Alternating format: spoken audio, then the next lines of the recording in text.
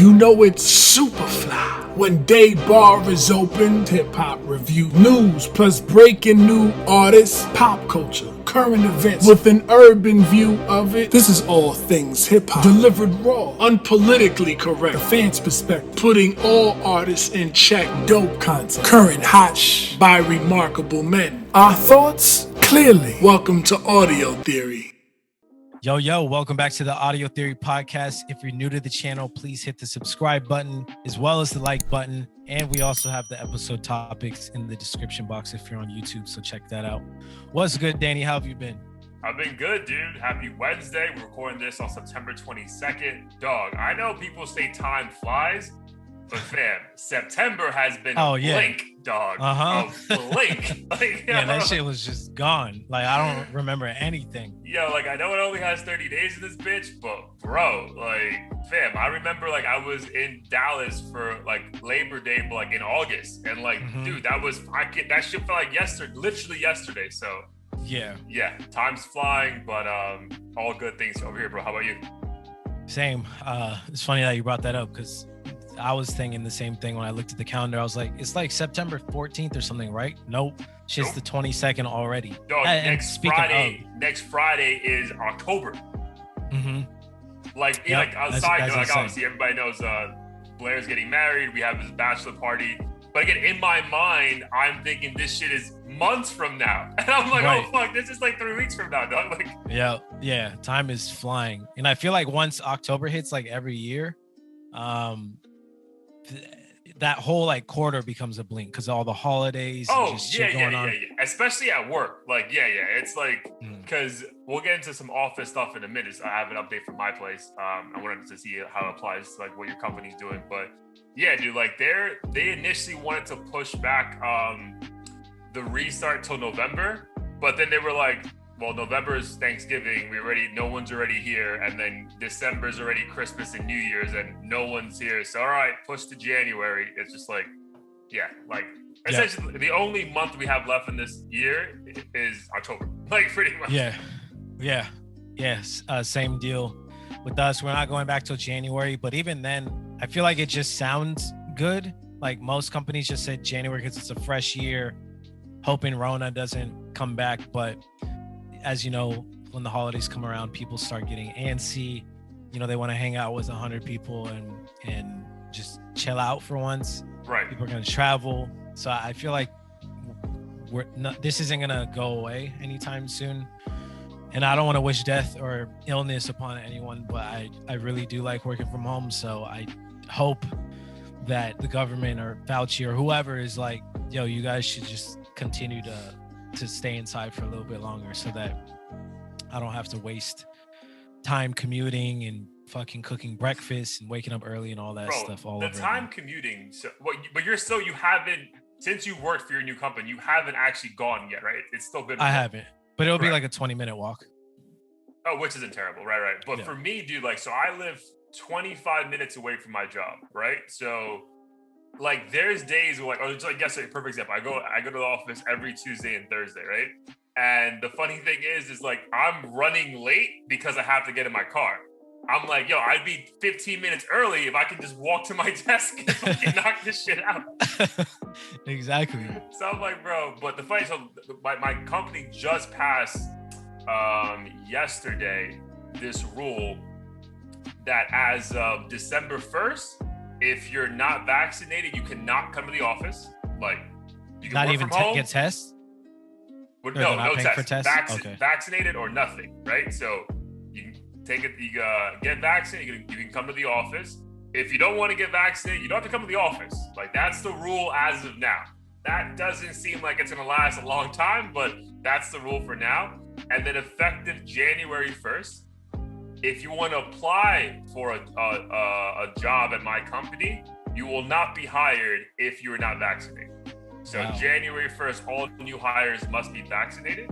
And then if you are not vaccinated by January 1st, because you're more at risk of getting sick and going to the hospital, your insurance is going up by a set number every month until you're vaccinated. But remember, you can only change your insurance once a year.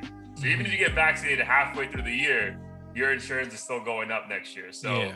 Wow. like that's a stance that I think a lot of companies take. I spoke to a couple other friends about it, and they're like, yeah, bro, we just had that same talk like a week ago. So it seems that come January 1st, people are really gonna. That's what I was wondering, like if anything popped up where you live. But I mean, I know you work for one of like the most like elite companies, so maybe they don't want to have that like certain stance.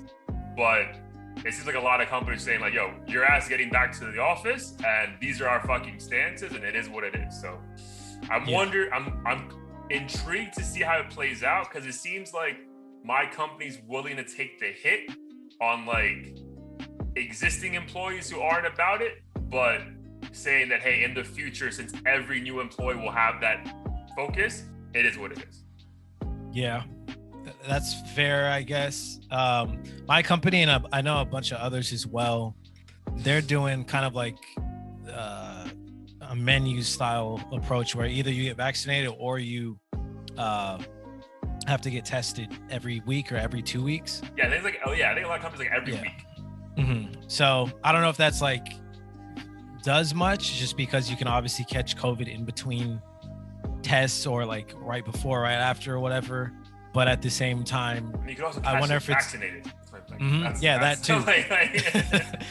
And I wonder if it's more of let's annoy them enough to just get the fucking shot and not have to take the test. Because I don't know how simple it would be. I don't know if it's like you walk into the office, some bitch stabs you in the face with the nose swab, and then you just wait 10 minutes, or if it's something where you have to proactively go to some certified place every Saturday or Sunday and then come in, review with somebody. Like, I don't know what that process would look like. Yeah. My thing is like, I'm low key tight that I got the vaccine, because I'd be like, oh, so I can't come in, I'll just work from home. Right. I know. That's why I didn't answer. Internally, they asked like, oh, can you please volunteer your vaccination information? I'm like, I'm not doing that shit. No. But I mean, since I already did it, they're also giving everyone a stipend if you already got it. They're giving everyone a stipend if you already got it, and if you get it by November like 12th or something. So dude, they're gonna just give people money for the fuck of it. Like, why not? But yeah, I was intrigued. I was like, oh shit, this is a very hard stance, because obviously some people are already trying to find loopholes, like, hey, religious reasons, and what if I have natural immunity? And they were like, or look at this Nicki tweet. Yeah, look at it. Look, Nicki Minaj has 90 million followers, and she said this. So yeah, but I mean, it is what it is, bro. Like, honestly, I'm in the realm, and I don't know about you. Like, it never was anti-vaxxer, but just like, bro, like, whatever I need to do to get my life to normal, that's what the fuck I was doing. So, like, if I want to travel and not be fucking terrified while I'm overseas, that I won't be allowed back into my fucking home, then getting a shot, it is what it is, bro. So, yeah. All right. Well, let's say the year's 2030. We have the Audio Theory headquarters with 1,000 employees, and they look to us and they're like, all right, COVID's back. What decision are we going to make for them on vaccination requirements? Dude, if we have a headquarters that we're paying for, get your ass in the office, dog. Like, you know what I mean? Like, this shit ain't gonna pay for itself. The right. fuck? Exactly. Yeah, we got shot. Yeah. Otherwise, we'd be forcing the employees to be buying fucking merch on their work from home days. Non-stop. But great segue. Big announcement. We've been teasing this for, I want to say, less than a year. But we actually did a fucking good job about this. So Blair, which took the lead on this, like, please let the people know what we finally fucking launched last week. Yeah, we finally launched the merch that we've been talking about for the past 10 or so episodes, probably at this point. So you can head over to audio-theory.com to see the different items that we have available. Danny and I felt like it was only right to just have a select few dope items for now that you guys can choose from. We didn't want to flood you with 100 different products, but the hoodies are really fire. It's basically our logo. Dog. Like, we found a vendor that we bought our own too. Yeah. I got 3 on the way, dude. Well, one for my girl, because this bitch always sees my fucking hoodie. But like, yes, I got I got 3. They're gonna fit you. She's like, did you get this color? I'm like, yeah, I got that color. Like, so, like, but bro, the colors are actually fire. Like, I think the reason why I'm glad we waited till we actually found like a proper vendor is that, no disrespect to any other like websites or people who put out merch, but like, you can just tell like it's like some custom ink, like, you know, stamp on. Like this shit looks like legit, like something you see at a fucking clothing store. So that's what I'm really excited about, people to obviously rep the brand. Someone asks you a question, let them know what it is. But I think just as a piece of clothing on its own, it's fucking, you know, you'll be happy about it. For sure. And for you guys, I think it's a dope alternative to just donating or any other monetary route that you might want to take. And we're not making a killing off this, at least not yet. So just know that anything we're making now isn't, it's just making this podcast better. So it's literally all going towards marketing and design. We literally just had this conversation stuff. When we launched the merge, like, hey, let's just reinvest all this, any money we get. I said all this money, like we're fucking broke. But we do have like a few orders in though. So shout out to family and friends who saw it first and jumped in right away and bought multiple things. So we really appreciate that. But yeah, all the money that we do from the merge for now is just going right back into the podcast. So if it's getting better guests, if it's, you know, doing more marketing that will attract more guests. So yeah, man, exciting times. I think it's going to take on average like 2 weeks for you to get your merch. So pretty standard for, you know, any like non-major label. So yeah, again, we'll have a few links up the moment we post this, but we'll keep, you know, advertising it as well. But definitely, again, if you like fashion, there's a colorway for you. Like I was talking to Blair's brother, Tory, and I was like, bro, whatever color sneakers you have, we have one to match, bro. So just fucking buy something. 100%. And if you guys go on the site and like, I don't know, there's a color missing that you like, or a design idea that you have, or like a phrase we say a lot that you want to see on a hoodie or something, just let us know in the comments or DM us. Yeah, that's a great idea. And also you can obviously, like I said, check it out at audio-theory.com or the description box if you're on YouTube. Amazing, dude. Yeah, so we'll have this up a couple days. So yeah, excited to see what numbers we can do over the next coming weeks. But so before we get into the episode, I want to bring up something because, dude, I've been in a very positive mood. So I'm trying to, like, you know, keep putting that energy out there. So it's like, as of the weekend, bro, I did nothing, bro. I stayed at home, chilled. My girl was busy doing a work project. So I literally had the entire house to myself with the cats. And the cats are fucking, you know, I mean, you know, you have cats, bro. Like, dude, I can't even believe I was a dog person before, because having cats is this shit, dog. Like, they only bother you when they know you're like, all right, he's down to like talk and like pet me for a little bit. But like, it's not an all day thing. Like, dude, my cats just chill by the windowsill all fucking day. Like, leave me the fuck alone. Whereas when I had a dog, like, I would come like a 10-hour work day, worked out, and they like want to play. And like, you feel bad because like, yo, like, I should play with you. But I'm like, dog, I don't want to play with you. Like, you have a house. Literally, like, dog. Yo, man, literally, dog. Like, you have a house. Like, I feed you. Like, I walk you when I need to. Like, leave me the fuck alone. So having a cat is like a game changer for my own personal well-being. But that being said, dude, over the weekend I was in a good mood. And then when I woke up Tuesday morning to your text that one of our favorite rappers liked and commented on our fucking Instagram post. Yeah, I was on cloud fucking 9, dog. It's like, whatever, like, you know, because again, you have doubts about anything. You're like, damn, bro, I'm putting mad hours into this shit. Like, is it worth it? Like, that was like, if that took in the past, like, went up like an extra level, like, seeing that, I went up like 15 levels. I'm like, bro, I got to dedicate even more time to this shit. I got to join different groups to learn how to make this shit pop. So let the people know who it was and, you know, how you felt about it as well. Yeah, for sure. So I was going to bed it was Monday night for me. Going to bed at like 1 a.m. and I always cycle through Instagram, my personal page, my music page, Audio Theory, just to see if like anyone hit us up. And literally right before I was going to bed, I'm like, let me just check the Audio Theory page, see if like we got any more engagement throughout the day. And I saw the little like red dot or whatever that appears when you have a notification. And it said, Big Sean liked your reel. And then it said Big Sean commented it. It was like the like rock star hand signal thing. Thing. And I looked at it. I did a double take. I'm like, this must be like a fan page or something. But I'm like, no. I thought it was a fan page. page. And especially because it didn't like have his profile picture or anything. It was like an album logo or something. And clicked on it. Of course, saw that it was really him. And it made sense too because the post was about Big Sean and super positive. Yeah, super positive also. And a lot of times I mean, I don't know about you, but I sometimes wonder if these artists even manage their pages half the time. Yeah, but based on some of the stuff I've seen he posts, it seems like he is the one actively managing it. But in any case, like, we reached an artist who is definitely up there with the Drakes and J. Cole's, whether or not you want to admit to that. And I think it's just great news for us because, you know, I'm not about to cry. I'm just coughing because all this cough in my system.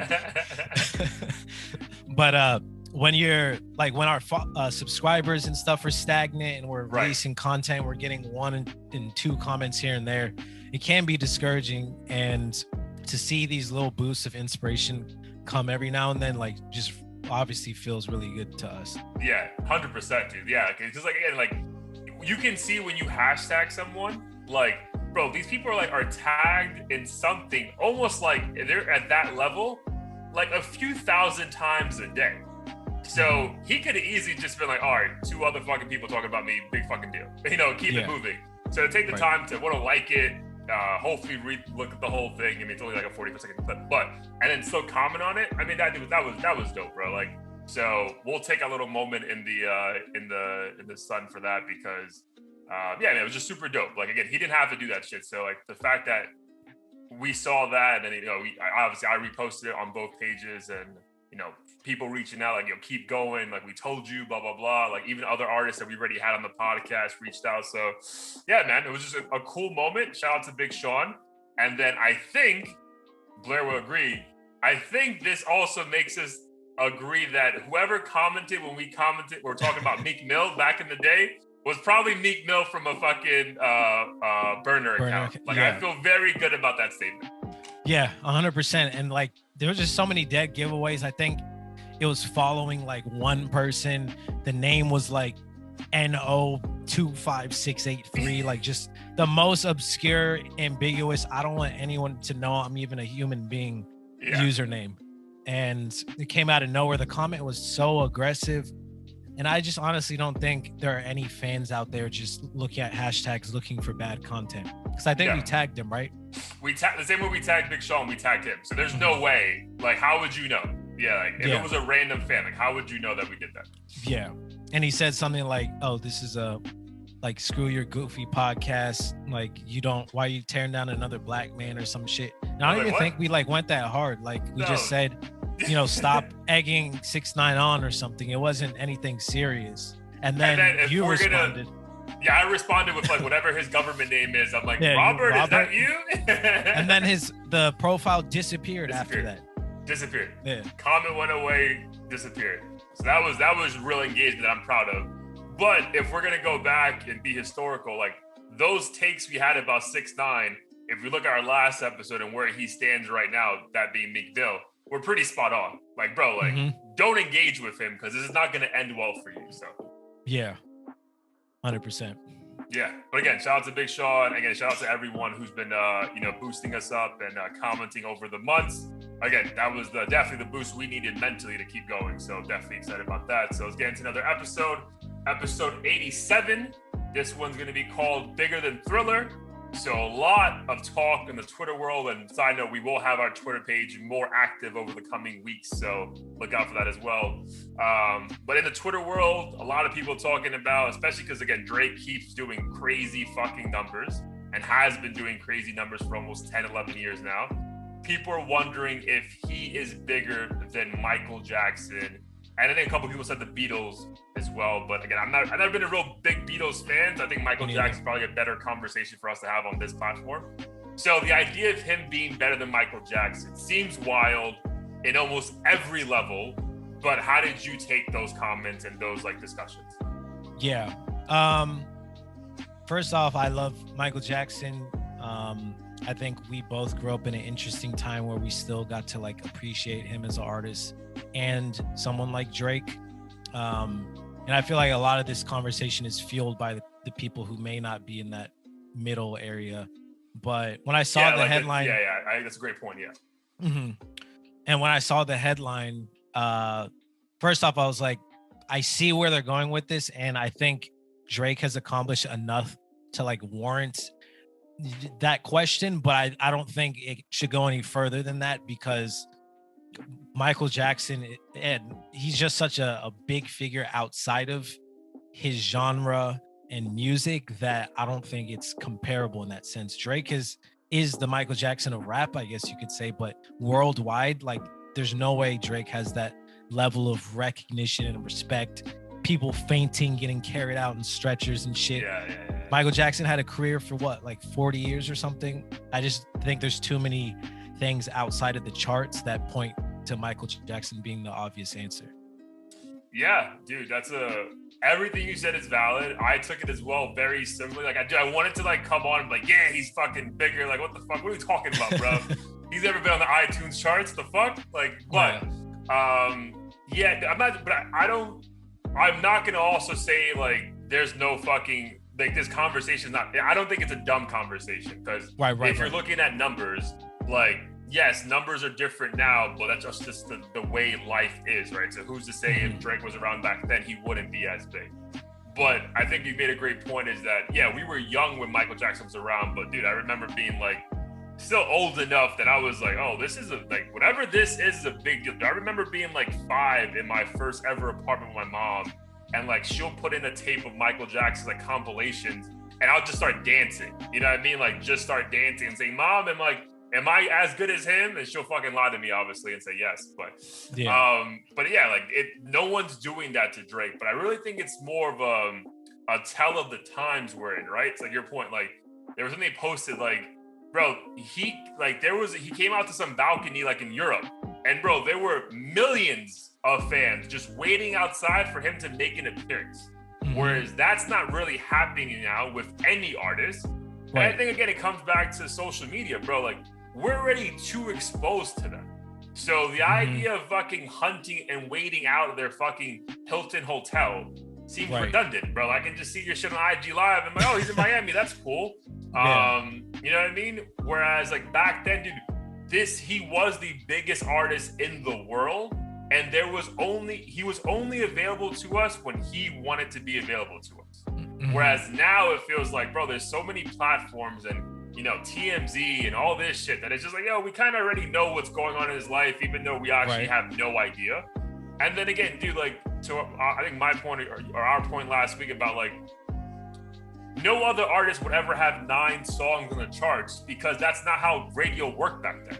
Like the labels gave you 2 records and say, yo, push these if people call. And then you'll get the rest of the album, you get the rest of the album when the album drops in whatever time, right?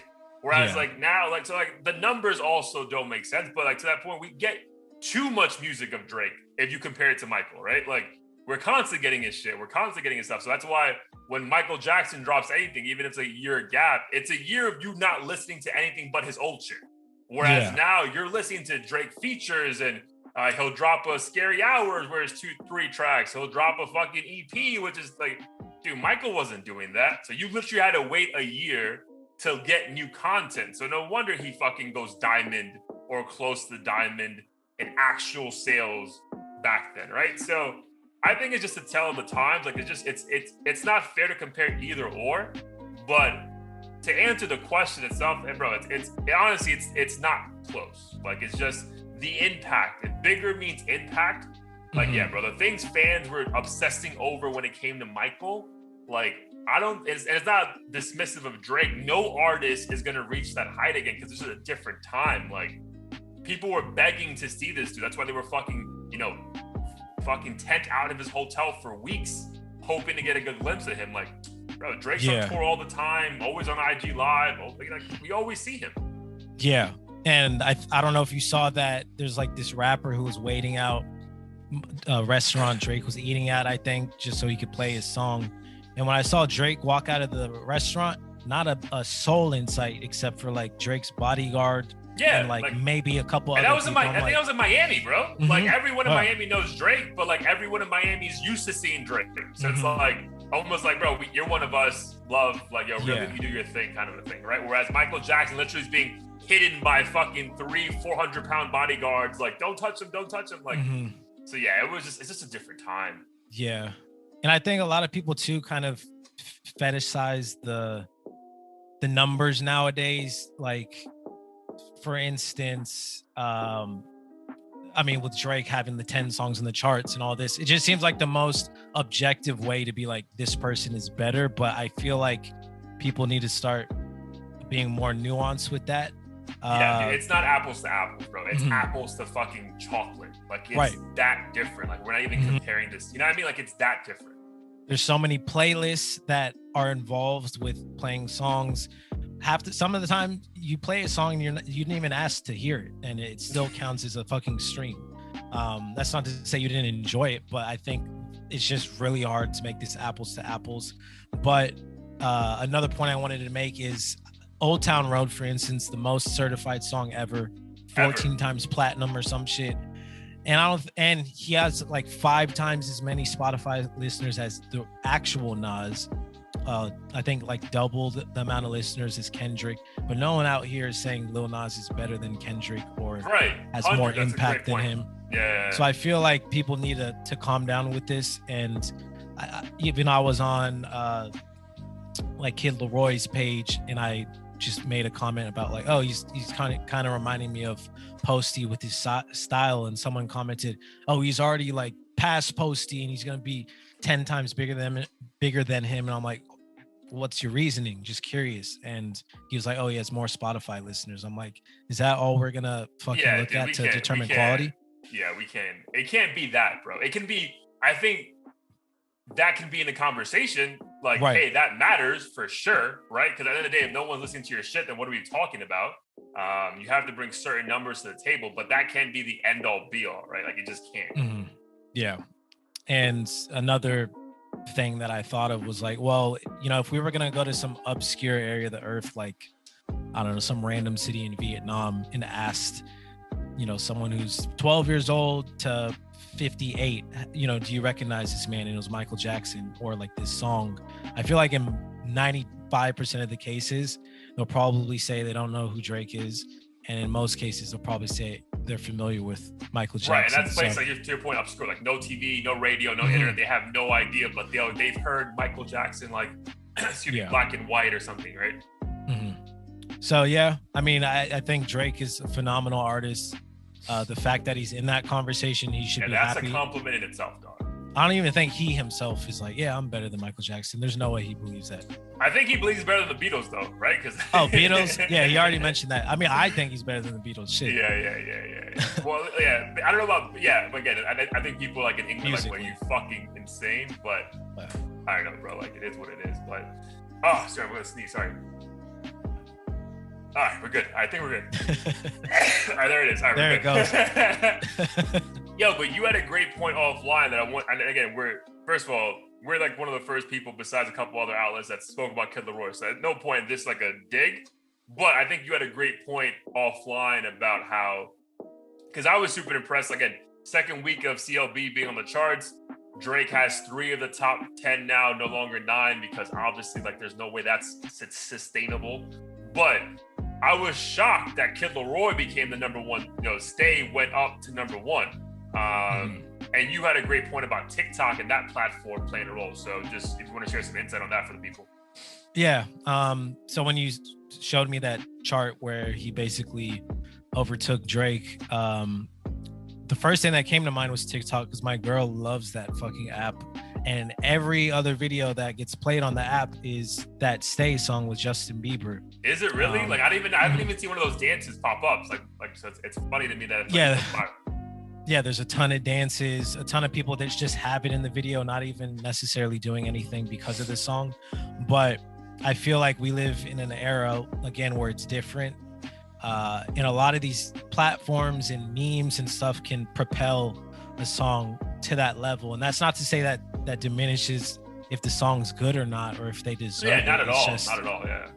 It's just not, you know, the old age story of this dude performing in a dive bar and just like fucking melting the hearts of the world. And it's purely off of, you know, this organic approach. Yeah, so specifically, I want to listen to said artist, and that counts for whatever, as opposed to like me scrolling through TikTok or Reels And then because I happened to wait on a video for a second, like that counts. Like that seems strange, right? And I think that also happened, dude, back in the day. This is like 2017 for like when the first single off Posty's second album was Rockstar with 21 Savage. Dude, there was a video that Universal posted that people thought was going to be the song, but it was just like the beginning of the intro on loop. And the song never actually comes on. So, dude, that in itself got like millions of views, and all of that counted toward his album numbers or single numbers. And I'm like, that seems kind of strange, dog. Like, you know what I mean? Yeah. So, yeah, again, so that kind of is a perfect tie-in back to the whole Drake and Michael thing. If you're looking at just numbers, like, it's not really a fair comparison, bro, because, man, there's enough artists who are famous now, bro, like, and they keep talking about their numbers. Fam, if it was back in the day, no one's buying your shit at the rate you think people are buying it now. But again, shout out to you for identifying a way to make money and, you know, make music. So not hating, but bro, it is just much easier to quote unquote sell music now.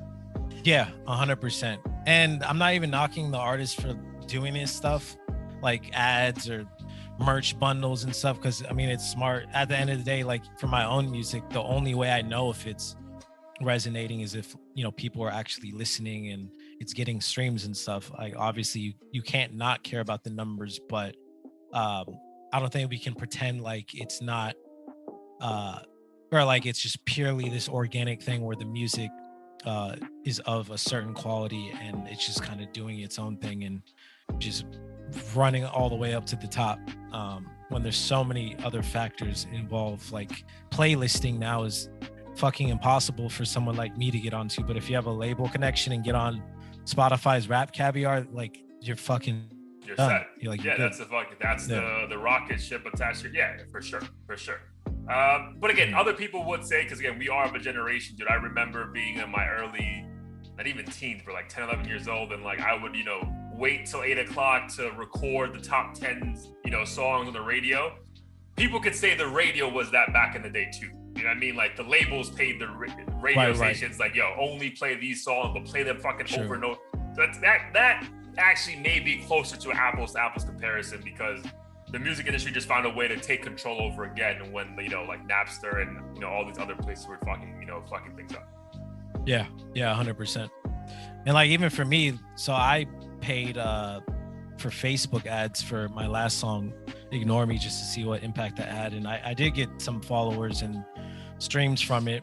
And some people might see that as like quote unquote cheating or gaming the system or whatever. But to me, it's just really like showing a billboard, but to, you know, thousands of people across the world or whatever, who are in the demographic of people who you're making music for. So it's just easier art marketing, bro. Yeah, that's the same thing as fucking like when Tory Lanez takes out a Spotify billboard in Manhattan. Like, that's not just for the fuck of it. That's so people go, oh, he has an album coming out. Let me go fucking listen to that shit. So it's the same thing, bro.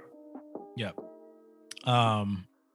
But to quickly go back to the Drake thing, I think impact-wise, Michael Jackson's content clearly was, I think it had a more like broader, meaningful appeal to it. Not to say Drake doesn't have meaningful music, but I think like a 65-year-old woman would have a hard time identifying with most of Drake's content, whereas some people like us, like he's basically us speaking to us, not the rich Drake, but some of the shit he talks about, I feel like we can identify with a bit more.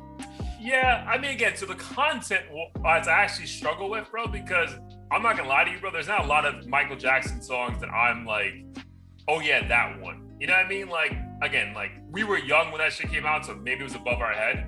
But like also like Michael Jackson to me was more of a star. Like I never remember saying like, yo, oh fuck, the way his voice sounds is phenomenal. The way he hits this, like never, dog. Like even now when I play shit back and like, dude, there was something about his voice. It was at times like whiny that like, I was like, it wasn't clear what he was actually saying in the entire song. Whereas like with Drake, I remember when Drake first came out, I remember thinking to myself, like, bro, this guy is probably going to be huge because, like, unlike a lot of rappers, like, every word he every says word. is understandable from the first listen, not like the third and fourth turnaround, right? Because you're gonna be lucky if people actually like try to listen for a third or fourth. So like, I don't know. I think from a content wise, it may be closer than we think, because I just think there's more enjoyable Drake like moments and songs. Where again, this is probably blasphemous, but again, I didn't know there's a lot of Michael Jackson songs. I don't know, they don't seem that clear. Like, it's just exciting because he's exciting and like, oh my God, we have this content. But I feel like it was more about the performance, him going on tour, his music videos being like a movie. Mm-hmm. But I don't remember like anyone saying like, oh my God, I was sitting at home listening to Michael Jackson and it was like the best experience of my life. I don't remember that part of growing up.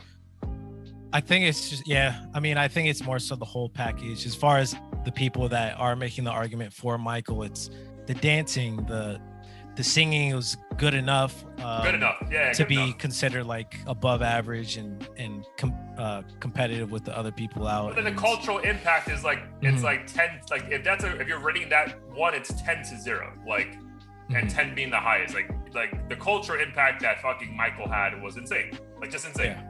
Like, you had every race dressing like him, dancing like him.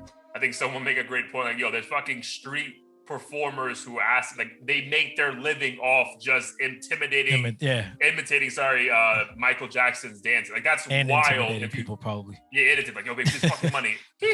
Like, you know what I mean? Like, so like, that in itself is the ultimate compliment. So yeah, again, Drake still has, God willing, plenty of years ahead of him. And, it'll be better to have this conversation when he's in his 50s. And, he's probably going to have close to 40 years in the game as well by then. So yeah, we can compare that. But again, I'm not, because I know a lot of people were like, just like, this is the dumbest fucking topic. Nah, bro, like, I agree that Michael is ahead, but like, I can get the other side of it, why it's even a conversation. Yeah, totally. So who knows? Maybe in 20 years, people will be Tootsie sliding just like we were moonwalking growing up. So nah. I think the Tootsie slide coming out through fucking COVID, people are like, yo, forget that entire part of my life. Like, I don't want to think about. We're gonna just have like PTSD and that song comes on. Like, no, I remember this. To this day, that's still the one Drake song I despise. I've tried to listen to it, but I think it was just so blatantly sold as like, here's some fun shit to do for a week that I was TikTok. Like, yeah. But I will say, bro, and I will say this to my fucking grave, which I hope is 80 years from now, that EP, bro, that demo tapes, whatever the fuck it was, bro, that body of work needs more respect, and I hope it gets like the level of respect that like if you're listening to this, it's too late. One, like, because like, bro, like, there are some fucking bangers on that fucking EP where I think a lot of people were just like, well, it's not CLB, so we don't want it, kind of a thing. Right.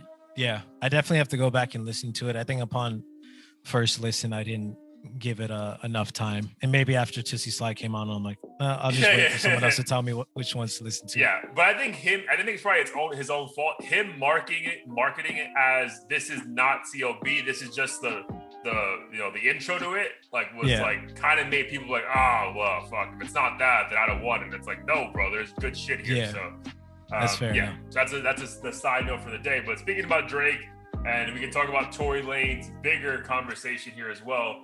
So it was cool to see. I thought it was an old video that was just like going around. So it was cool to see them comment on it.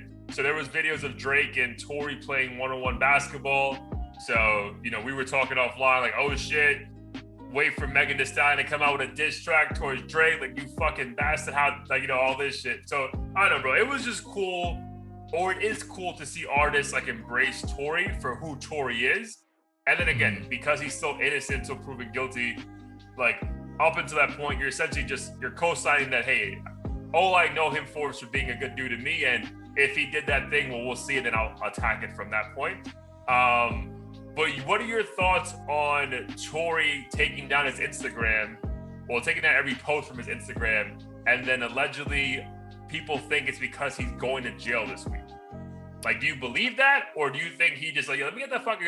Drake gave me a little bit too much spotlight that I'm not used to. Let me just get out the spotlight right now. I don't know. Part of me is like, this could easily be some marketing ploy of some sort. Especially because no one ever confirmed anything yet. Like, if academics tomorrow's like, Tory's behind bars as we speak, then I'll believe it. But Yeah. for now, like I feel like a lot of these artists kind of pull this little trick, and that's what I thought when I first saw Academics repost what Tory said. He was like, "Wait, what?" or something. Yeah. And in my mind, I'm like, "This is too vague. Obviously, everyone's gonna think he's going to jail or whatever." And I don't know. I just feel like there's a really, really high possibility he's gonna, I don't know, release a song next week or something. Yeah. Or even Thursday, tomorrow. Yeah. And again, I know he's been on a high recently, the NFT stuff that he's been doing, which again, I don't understand, but dude, clearly making so much money allegedly doing that. Again, it's a massive look when the biggest artist in the world right now is just hanging out with you in Miami. Like, that's a good look. So it's odd timing to just say, all right, let me get out the spotlight for a second. So yeah, it may be a marketing ploy. But then how would you react if it was him going to jail? Like, if it was him going to jail, change your perspective, like on the take we've had for the past year, thinking that like, I don't really think he did this shit.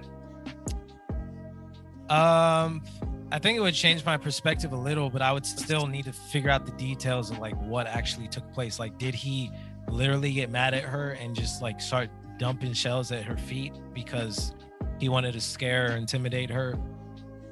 At that point, like if it turned out he really was the one to be the aggressor or whatever, honestly, for me, I don't know if that would really change my perspective on me like not listening to the music and stuff, because a lot of the people we already listen to have done heinous shit or rap about doing heinous shit. So I feel like it'd be hypocritical of me to be like, no, this is too far. But meanwhile, this guy's talking about catching bodies, making their moms cry and shit, and I'm bumping that like it's the best thing since fucking Drake release. So I don't think that's fair. Yeah, no, dude, I totally agree. Yeah, again, I hope it's not him going to jail though, because again, I just think that would be a big hit for his overall what he's trying to achieve, right? I mean, again, any man or woman going to jail for any amount of time is like you're literally like your life is wasting away. But so I'm just hoping it's not that, because it won't change my mind. Like I'm still gonna bump every Tory song I've been bumping, but it would be like, damn, bro. Like I'm not gonna say I feel bad for him, but like low key, like I feel bad for him. Like it's like fuck. Yeah, like it had like to this, be like this. Yeah, exactly. Why'd it have to be like this? Like it could have been anything, you know, and like your career's over because of a drunken night, you know, and which we've all had. Again, guns should never, liquor's involved, but I don't know, bro. It just seems like that's a shitty way to go out. But apparently, people are saying like if it's true, it's more to do with the restraining order that she had, and because they keep like kind of going to the same events but at different times. That's where the fuck up is. So again, we'll report more as we get more information. But yeah, interesting time for Tory Lanez, because like I don't know, at times it just feels like he has extreme highs and the lows are just fucking aggressive, you know? Mm-hmm. Yeah, I mean, but based on the video with Drake and everything and just stories, it seemed like if he was going to jail, I would imagine he would have known by then. And he always seems unfazed, like he's having the time of his life, couldn't be happier. So I just feel like either he's amazing at being optimistic or nothing is going to happen. And this is all just a little. Nothing's going to happen.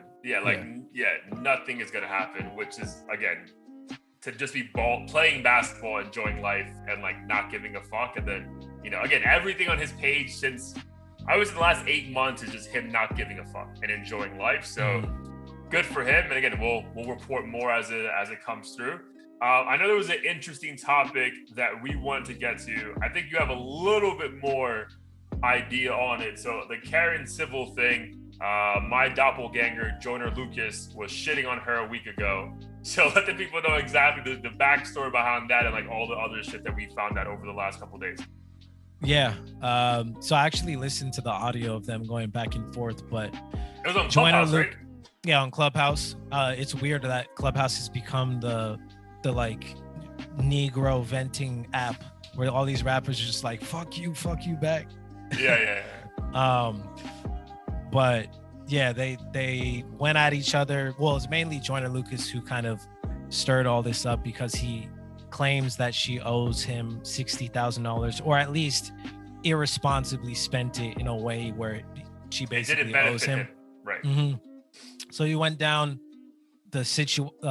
went through the whole situation about how his son was about to be born, and this was like his last $60,000 that he was putting into his career, and his boy who like knew Karen Civil or of her was like, this is a good investment.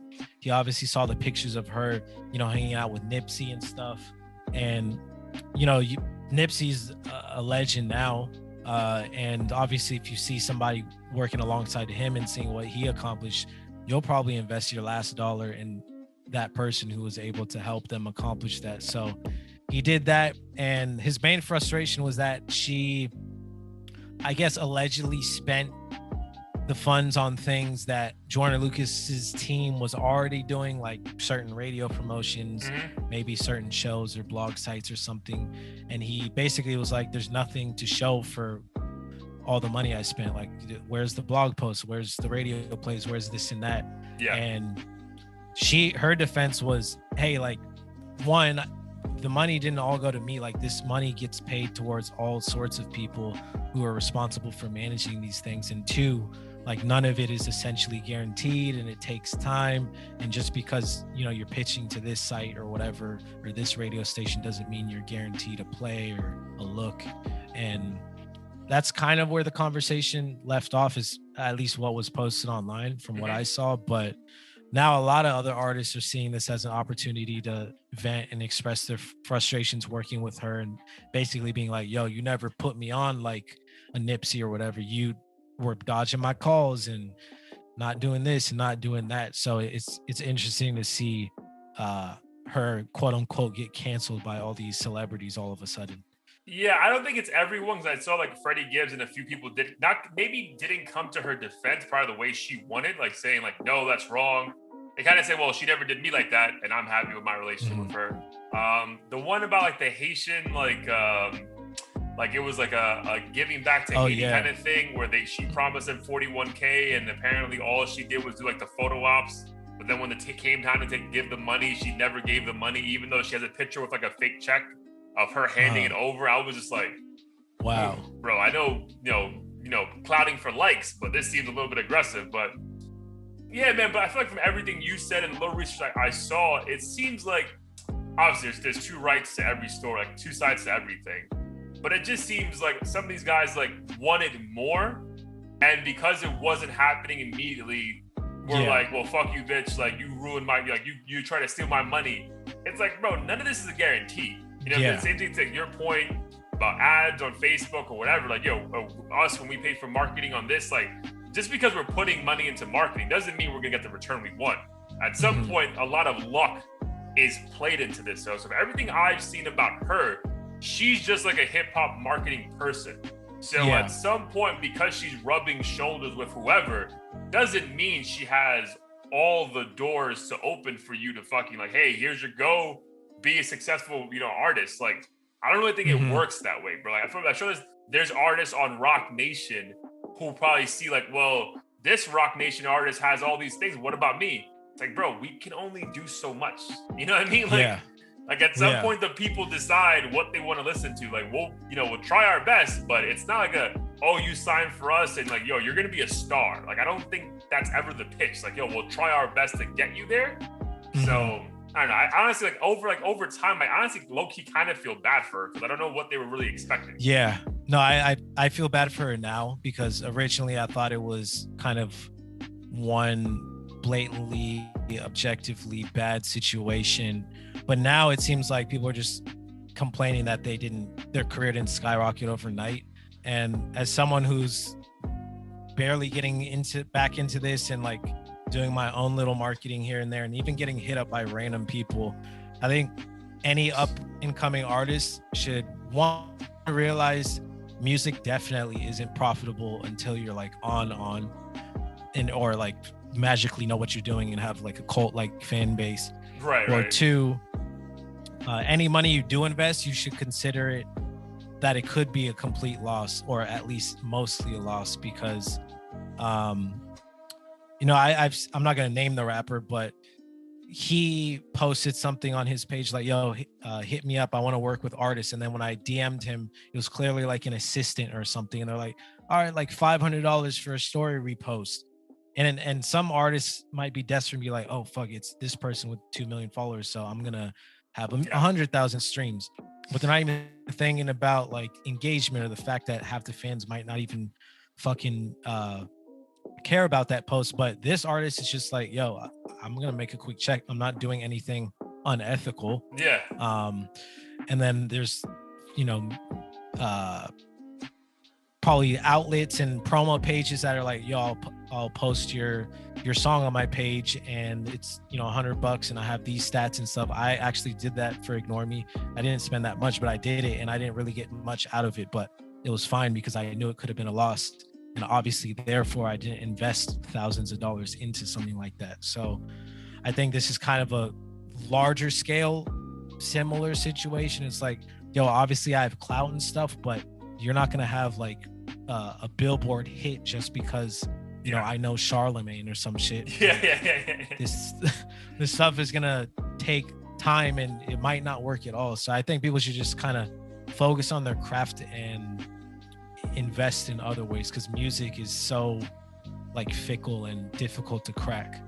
Yeah, exactly. And dude, like, but all those things that you said you did, and like, for example, like Joyner, like the 60K could have worked, right? So that's just a risk. Like, this is literally gambling, right? Like, but you're investing in yourself, so like you're willing to, you know, go with the highs and lows, no pun intended. But like, it is what it is, right? Like, if it fucking hits, you're fucking over the moon. But if it doesn't, like, yo, I'll take that L, and I need to know, you need to be okay with the L going into it. You can't be like, yo, this whatever set amount of money is, you know, I need this to survive, right? Like, if that was Jordan Lucas' last bit of money and he had a child about to be born, like, dude, kudos to you for taking that risk, bro. But that's also a pretty fucking wild risk to take, bro. Like, you know what I mean? Like, ask your baby for 50K and keep 10K for you and your son. So, yeah, you know what I mean? I don't feel too bad about that. Again, I do think she may be a little bit sketchy. You know what I mean? Like, where there's smoke, there's fire, they say. But for the most part, bro, like, no one really had anything bad to say about her. Like, her, you know, it was just more like, why did pop? And it's like, bro, like, I don't think that's really the marketing team's fault, bro. Like, they can only do so much. Yeah. And also, like, and I think we've seen so many instances of even artists signing contracts and not really like knowing what they're going to get out of it. I think these artists, the up and coming ones especially, need to be more proactive about getting in writing exactly what they're gonna get out of these services, because a lot of like, dudes are so dumb this shit down for me. Like, I need bullet points. Exactly, bullet points, whatever. And a lot of people are so eager and like desperate to get on that half the time they're just like, oh, like, you knew Nipsey, fuck it, take my 10 grand and make me famous too. Or, oh, the label's giving me 100,000, fuck it, like, as long as I got a gold chain, like, sign me up. And then before you know it, the label owns their fucking dog and house, and they're like complaining. Yeah, in terms of the artists signing contracts, it reminds me of that, because a lot of them will sign deals, they won't pay attention to any of the details, ask for any of the details, they just want to get on.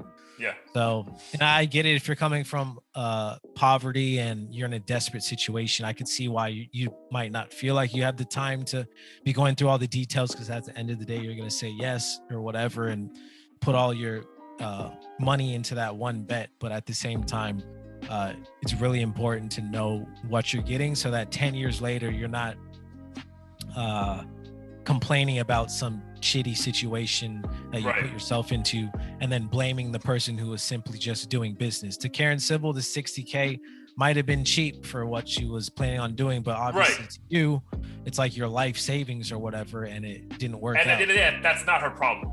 Like, I think he put the line about his son to garner like a reaction. But at the end of the day, bro, like in the business world, bro, that's not the other person's problem you're doing a business transaction with. Bro. Like, I feel for you as a human, but this is a fucking business deal, bro. Like, I'm gonna take this 60K and do what I can, but you need to make sure the money is okay for you to lose. And I think times it's not. Yeah, 100%. And at the end of the day, like, the radio station and the fans don't care. Like, the sob story is probably common amongst a ton of these guys, and it's just, unless the song is good enough to make that story relatable and a smash hit, like at the end of the day, it's not gonna move the needle and make you a millionaire overnight. So yeah, like you said, it's really not her problem at the end of the day.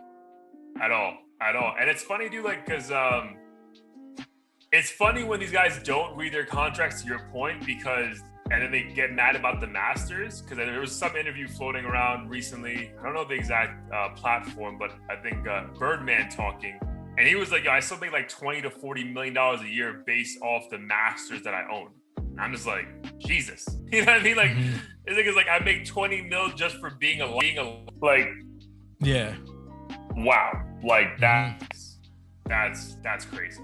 That is crazy. And I understand like how it can be daunting, because even for myself, I don't really understand a lot of how all that stuff works. I just know, I've just heard it so many times. You don't even have to be like an artist or making music. Like you've already mentioned right now, the whole masters conversation and people owning publishing and stuff. Nipsey talks about it all the time.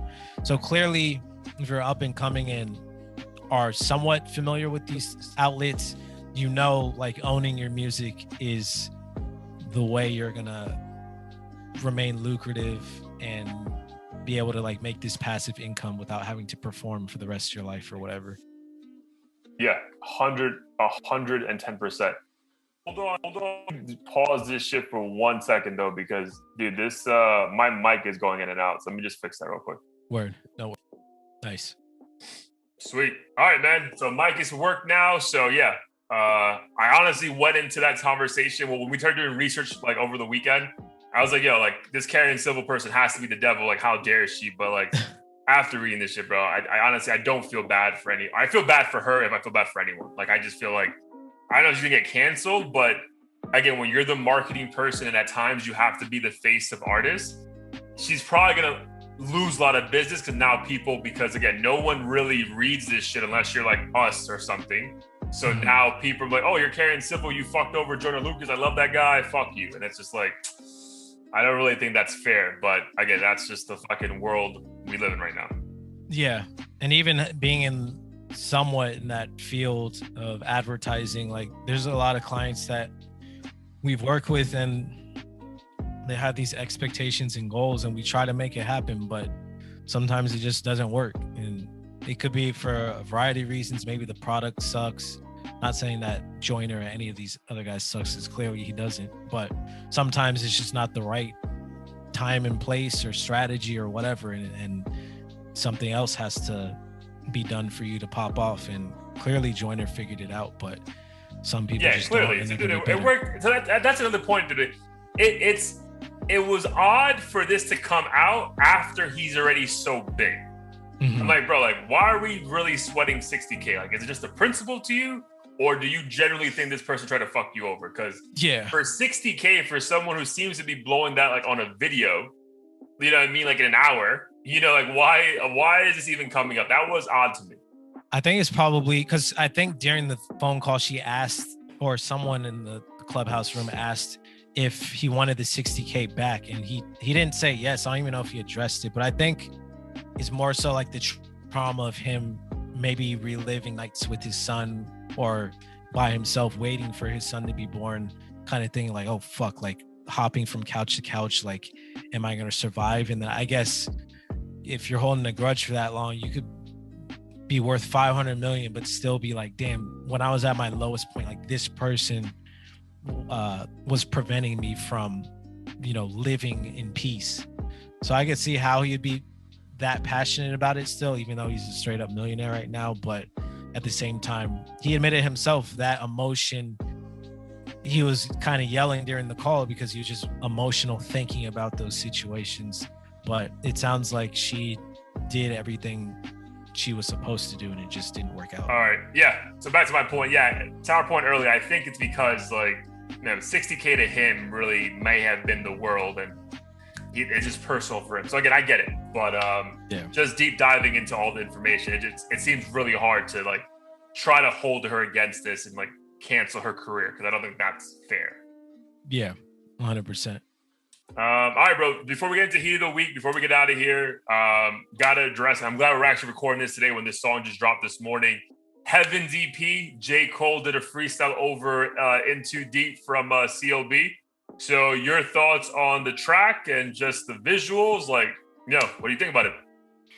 So I didn't finish the entire song, but I did catch about half of it. I thought the visuals were dope. I thought J. Cole. Fucking hoe. I thought he sounded flawless on that type of beat, which is probably why he jumped on it. Yeah, dude. It's so like the same way he hopped on Can't Decide. Like, bro, like those kind of mellow beats, but like a hint of like a oomph is just like perfect for him, bro. Like perfect. And one of the bars that stuck out to me, and I think got posted a lot, was him basically saying he looks up to Kendrick and Drake as superstars, like the whole 1, 2, 3 debate.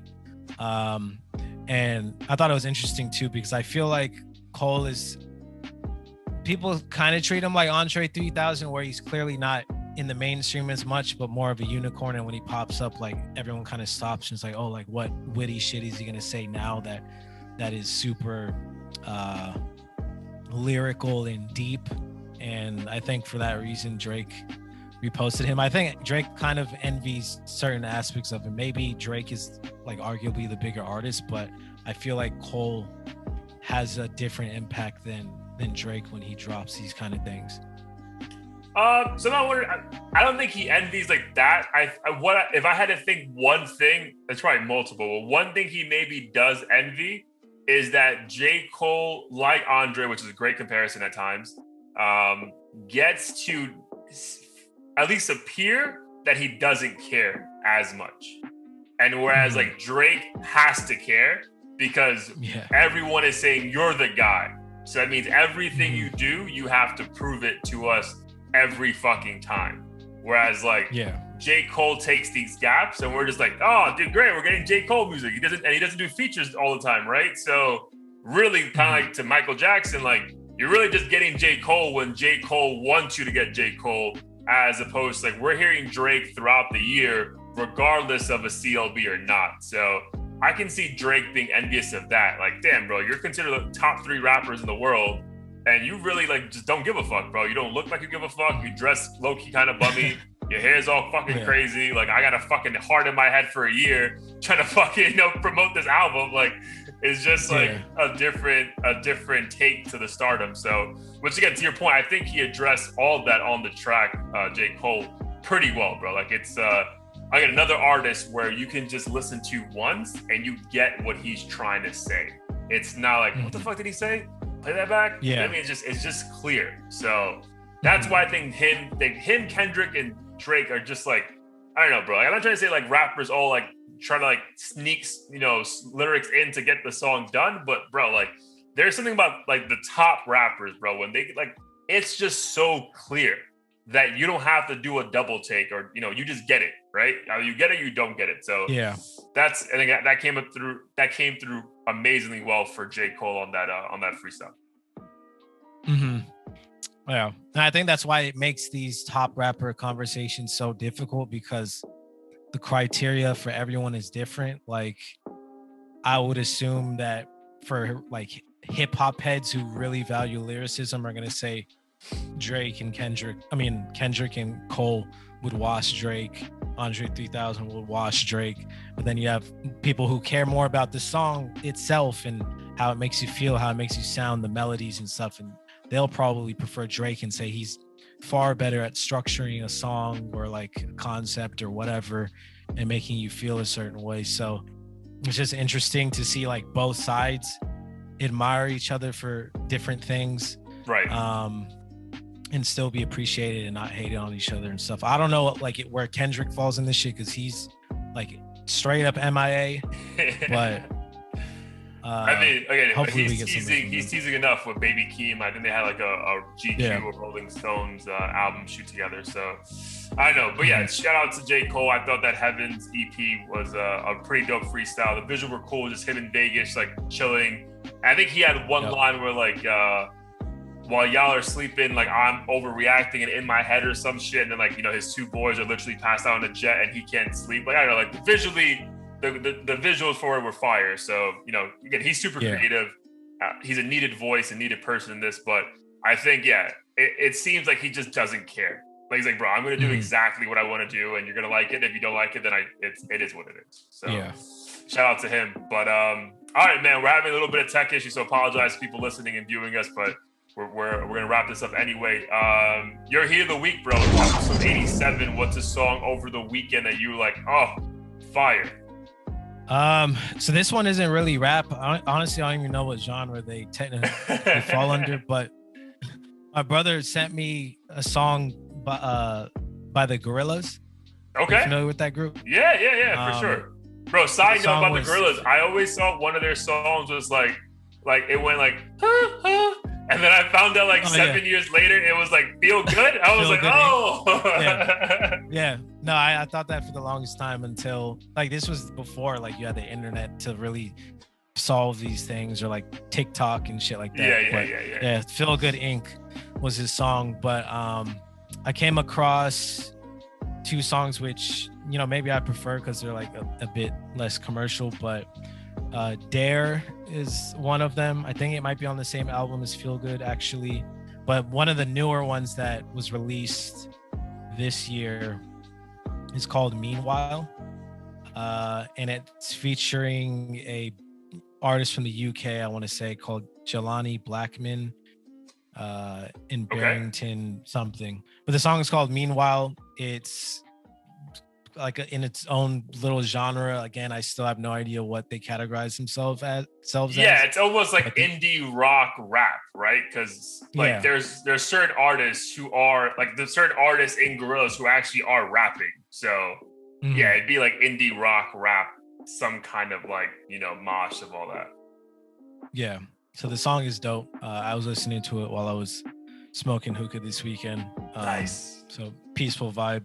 Sometimes I'm just like, I can't listen to any more rap as much as I love it. Like, yeah, dude. I'm in the same boat with you, bro. Like, I was at the gym. I've been going to the gym pretty aggressively, and like, I was like, bro, I can't listen to CLB and Donda again. Like, I just, and I listen to Baby Keem shit also a lot. So I'm like, bro, like, I really need something new to drop, which is so ridiculous because we're gonna go back and be like, these three bodies of work with other things have been like so well put together, but it's just like, bro, I can't keep listening to this shit. So I'm with you. So to that point, my hit of the week is actually an old song that I just came across for the first time. So when I saw it, I was like, oh, Amine, I haven't heard of Amine, so let me listen to some of his old shit.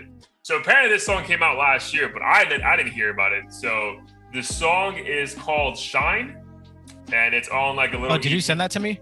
Yeah. Okay. I gotta listen to that still. Yeah. So again, the song came out last year. I sent it to my girl and she already heard it. I was like, what the fuck? So yeah, like that shit never happened, bro. I'm like, yo, am I like the worst Amine fan ever? But yeah, so I heard Shine, dude, like everything you love about Amine, like in one track, the singing, the, funny one-liners, but still like emotional, like to move you, right? So Shine by Amine. If you wanna, it's on an EP that it's entitled My Baby, but it just has pretty much like all his top songs and then 2 extra songs that maybe weren't on any one album, which is Heebie Jeebies and Shine, which is our Heat of the Week for episode 87. Fire. Yeah, Amina's super dope. He's one of my newer favorite artists to listen to. Yeah, dude, and he's teasing that he's been in the studio working on something new. So honestly, like I know we always want more, but I love his approach, especially during quarantine. Like he dropped that fire album and then kind of just, again, we don't know anything about these people, but it just seemed from IG is living the best life. Like, bro, like at parties, like, so one of the, I mean, not friends, but one of the people I know down in Miami, he's also throwing parties now in New York. Amine was at his party during Fashion Week, like just enjoying life, bro. And I'm just like, bro, like, if I was 27 and like a millionaire and people love, I would do the same thing, bro. Like, I'll make 100%. Music when I want to, and if I don't want to, then I don't go fuck, bro. Like, right. That's like what J. Cole's doing on the extreme. On the extreme, yeah, at billionaire level almost. So yeah. Shout out to Amine. Send me the Gorilla song that you want me to add to the Apple playlist. I just updated the playlist, by the way. I posted on IG today on Wednesday, so I removed a couple songs that maybe they just didn't go with the vibe. So there's more to NSYNC vibe right now. So check out the Apple and Spotify playlist. So you're at the gym, traveling, you know, I think it's more in sync now with like one vibe to listen to. Dope. All right, my dude, great episode. We had a couple technical issues, but I promise this will sound flawless when you guys hear it. And if it doesn't, please blame me. It was not Blair's fault.